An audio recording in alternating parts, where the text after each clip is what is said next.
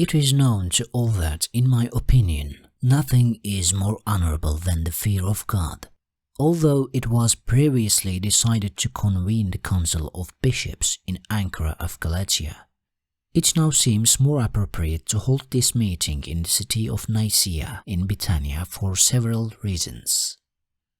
Bishops from Italy and other parts of Europe will be able to attend. The weather conditions are excellent, and I myself will be able to personally observe and participate in these proceedings. Therefore, my esteemed brothers, I urge you to gather in the aforementioned city of Nicaea without delay. As I have previously stated, each of you should come promptly, without any hesitation, in the most suitable manner possible, so that you may witness the decisions that will be made by the Council. May God protect you, my esteemed brothers. In 325, the city of Nicaea in Roman Anatolia hosted one of the most critical meetings in history. This gathering was where decisions were made that would reshape both the future of Christianity and the religious policies of the Roman Empire. But this council was no ordinary meeting. It held a profound story behind it. At the beginning of the 4th century, the Roman Empire was undergoing significant transformation. Traditional pagan beliefs were gradually giving way to Christianity. At the center of this change stood Emperor Constantine, whose role was pivotal. In 313, through the Edict of Milan, Constantine officially declared Christianity a tolerated religion. However, within this emerging faith, there were deep divisions that needed resolution. On one hand, debates raged over the divine nature of Jesus, while on the other, issues of church authority and doctrinal unity posed significant challenges. To resolve these disputes and unify Christianity under a single structure, the Council of Nicaea was convened. This council would mark a major turning point, both theologically and politically. Emperor Constantine was the first Christian emperor of Rome. Yet his embrace of Christianity was not merely a matter of personal faith. Constantine saw Christianity as a unifying force for his empire. Previously, Rome's pagan religions had been the glue that held the empire together. But now Christianity was on the rise, and Constantine recognized its potential as a unifying power. However, there was a problem. Christians themselves were deeply divided. The most contentious issue was the divine nature of Jesus. Was Jesus the Son of God, or was he a created being? The answer to this question was not just theological, but also political. Constantine organized the Council of Nicaea to address these issues. This was the first ecumenical gathering in Christian history. Over 300 bishops came together at the council, which the emperor personally presided over. The Council of Nicaea represented the culmination of Constantine's efforts to achieve both religious and political unity. One of the central issues at the Council of Nicaea was the debate over the divine nature of Jesus. At the heart of this controversy stood a priest from Alexandria named Arius, who advocated a bold and, at the time, radical idea.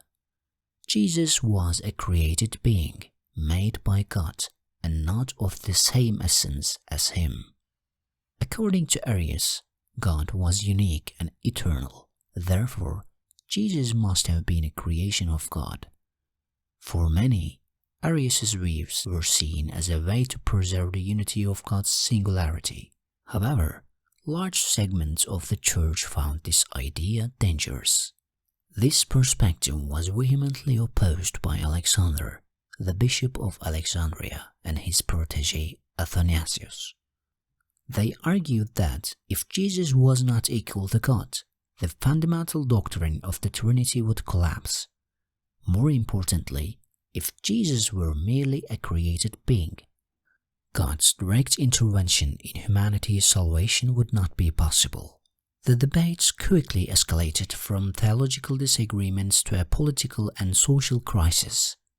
The council was not without its dramatic moments.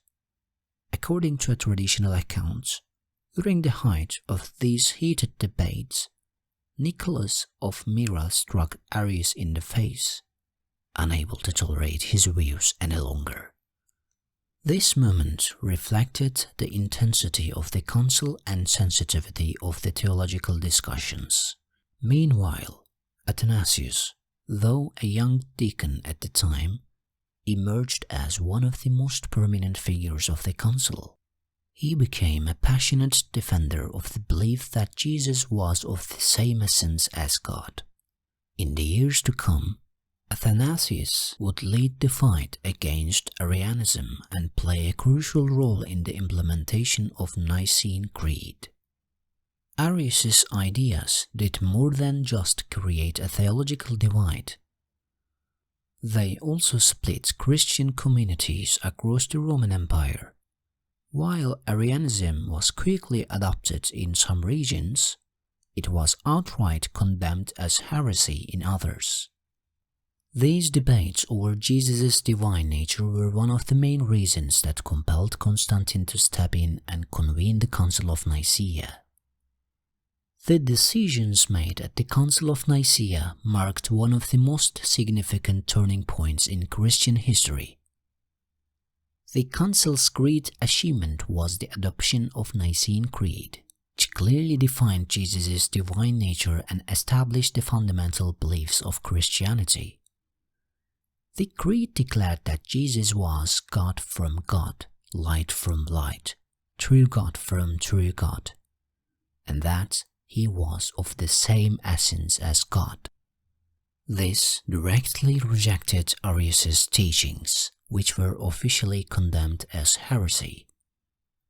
In addition to denouncing Arianism, the Council sought to address other divisive issues within Christian communities, such as the date of Easter. A unified date was established to maintain harmony among believers. The Council also laid out important regulations concerning church discipline and the authority of bishops. However, the decisions of the Council of Nicaea were not immediately implemented without resistance.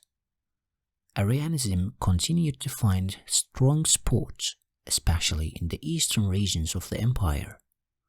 Some emperors even reinstated Arianism, and the debates persisted within the church for centuries.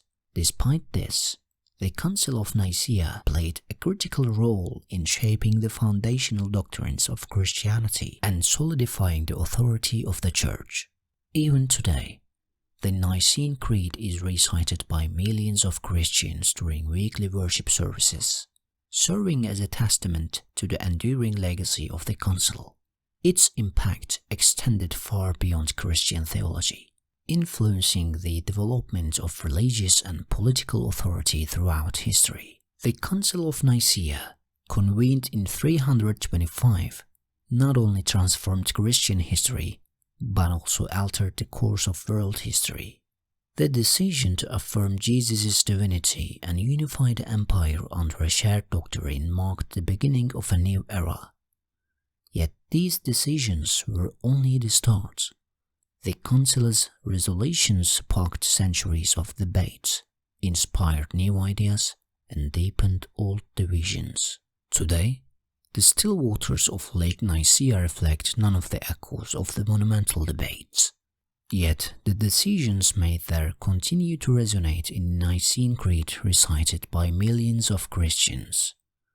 Perhaps the most enduring question left by the Council of Nicaea is this: do these decisions reflect not only a faith's unity, but also humanity's potential for unity? This question remains the Council's greatest legacy.